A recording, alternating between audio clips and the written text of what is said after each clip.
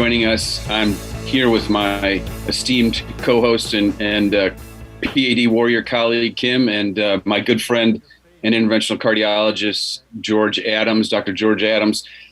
This is my favorite segment of the show. I'm a little biased, but this is our Save My Piggies segment, where we interact with a patient. We hear their stories about their disease process, and I'm really delighted to have a friend of mine and a patient that I've known for almost 6 years, I think now. Bill is joining us, and Bill is, in my opinion, a gentleman that he's had progressive vascular disease. He's got blockages in the neck arteries and in the legs. He is someone who has persevered through his P.A.D. And I think he's an inspiration to all those that we talk about, that, those that have P.A.D. but kind of struggle a little bit with walking. So, Bill, thanks for joining us. Can you just start off by sharing your journey with respect to your vascular disease, where it initially started and how you got actually to come see me, 4 or 5 years ago? Well, it started, John, with I had one of my carotid arteries got really bad, and I remember going and seeing a doctor about it, and it was like, okay, you got to have surgery. He basically said, what are you doing tomorrow? It was that bad. Wow. And I had that done, and then I've had stents put in both my left leg and right leg. Then I had the other carotid done.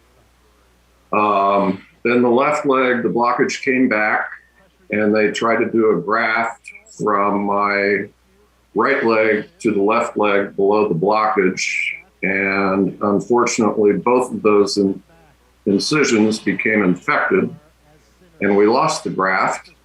And at that point, basically, I was told, we have no more surgical procedures that we can do on you. You're done. That's it. It's over. But there's so many people, I'm going to stop you there, at that point that will give up and say, I trust my doctor because I like them. They're at a big name facility. What was the catalyst for you that sparked you to say, hey, you know what? I'm not giving up. There has to be something else out there for me. Well, I'm not a quitter. Okay. So I'm not going to quit. I'm not going to quit on this. I will tell you that my mother had terrible P.A.D., and it was part of her demise at the end.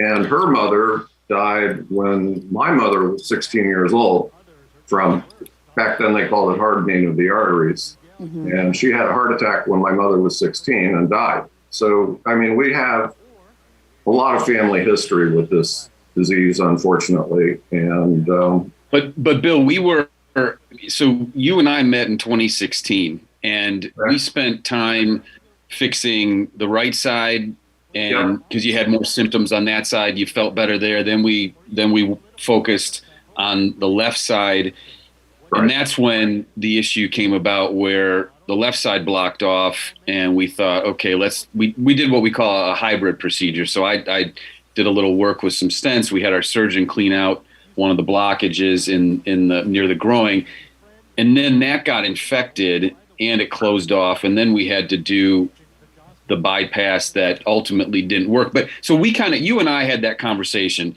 We exhausted, I think, durable and appropriate repairs for you, whether it be surgical or stents, but your legs were blocked up and you were still having issues, and you were having a hard time walking. And I remember being in the office, and this was like in 2020, where you were frustrated, definitely. And we had that heart to heart about, like, hey, let's start walking, and you just kind of kept walking, and that's where, you really inspired me that you can do this, right? Well, my program started, basically, I don't know if you can see it behind me, but my treadmill is right behind me. Yep. And I go on the treadmill 2 or 3 times a day now. And I am up to walking a half a mile without rest, which I believe the last time I saw you, I was doing. And then I had the third COVID shot, and I went back down to a tenth of a mile was the most I could walk. But I've since October, when I had that shot, I have worked back up to a half a mile, and my goal now is to get up to a mile. And in addition to that, I generally take my dog for a walk every day too. What do you say to somebody who just gets that news and they get kind of depressed about it and think, man, there's nothing that can be done. I'm just not going to be able to walk again. I'm going to throw the towel in. How do you stop them from throwing the towel in? Well, I can tell you that through my own experience, the walking works. So, I've been through it. I couldn't walk 200 yards without stopping and resting before. And now, obviously, I can do a half a mile without resting. So I will just tell you that the walking program does work. And the more you walk, the better you're going to feel, the less pain you're going to have. I still have pain. I mean, I'll be honest, and I'm still a chronic pain patient, but things are not as bad as they were in 2020. So right, and you still go through it and don't give up. Yeah, right, and you don't give up. You got to put the time in, and you have all your piggies, right? I have 10. Yeah, that's good. That is very good. That's always.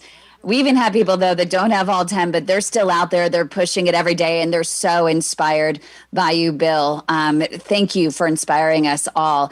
And all we ask is give it 6 weeks, right, Dr. Adams? Because that's really when you start to feel those collateral vessels that have been laying dormant finally start to work for you the more you're walking. Yeah, I agree with you, Kim. And, Bill and John are a testament toward, exercise. And if you don't use it, you lose it. Right. So, they've just made it real. So I agree wholeheartedly.